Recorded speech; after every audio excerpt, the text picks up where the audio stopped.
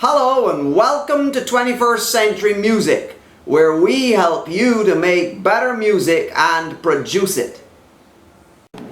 Today I wanted to give you a little overview of the Studio Logic MIDI controller. This is an 88 key hammer action fully weighted keyboard whose claim to fame is its emulation of the piano action.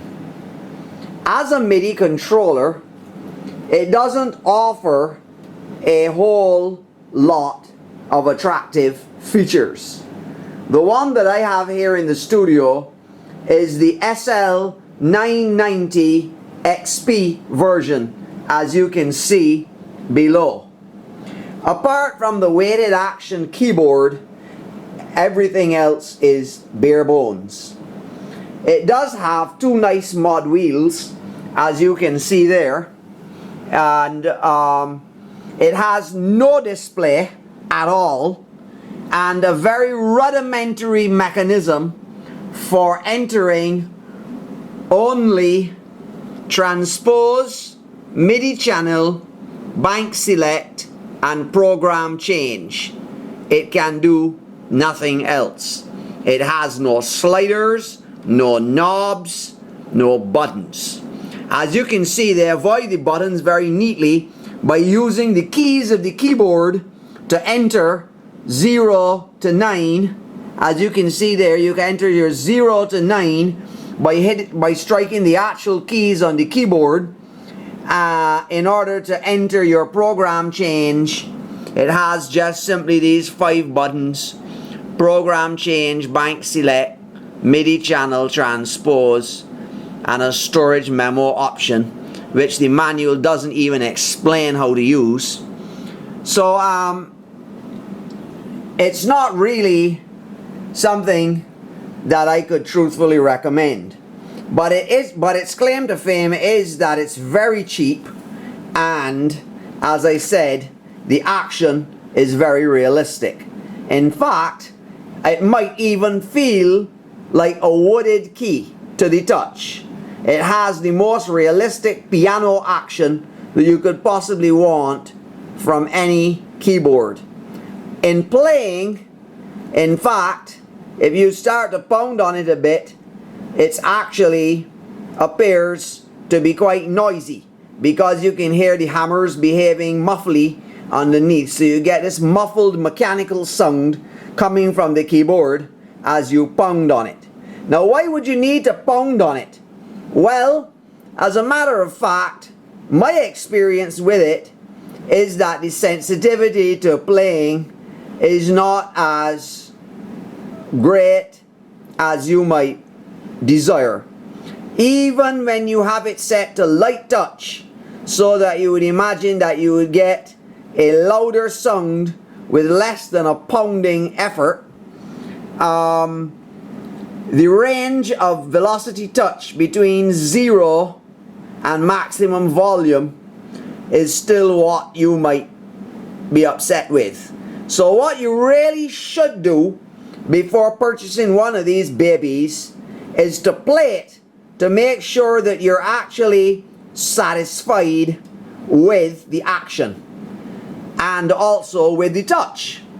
Because as you know, when you're trying to emulate genuine pianos in any kind of electronic instrument, it's quite a preferential type of arrangement. However, the one thing that is obvious to you, or should be obvious from here, is that the original piano type of key shape and length is maintained. And having played a large number of pianos in my day, I can say that of all the electronic keyboards that I have ever played, this is in fact the most authentic piano feel. Now, doubtless there are others that have just as good a piano feel for much more money, and they would probably be better MIDI controllers and offer you all the other goodies that you would want, like a decent display, along with sliders and knobs and various other things that you expect in a MIDI controller. So the primary use of this MIDI controller is just to get that piano feel when playing piano voices. But certainly it would not function well as an all-round MIDI controller in your studio setup. So I had to augment this with the purchase of the Roland A800 Pro, as you've seen in other videos.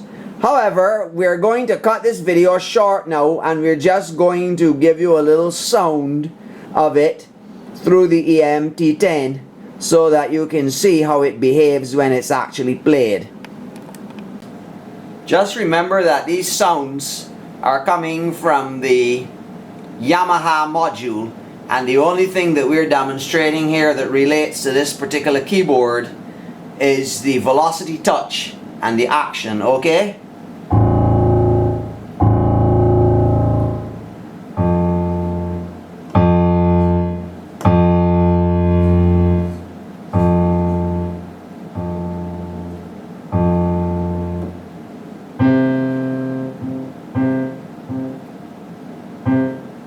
As a matter of fact, if you touch it too lightly, you hear no sound at all. Okay?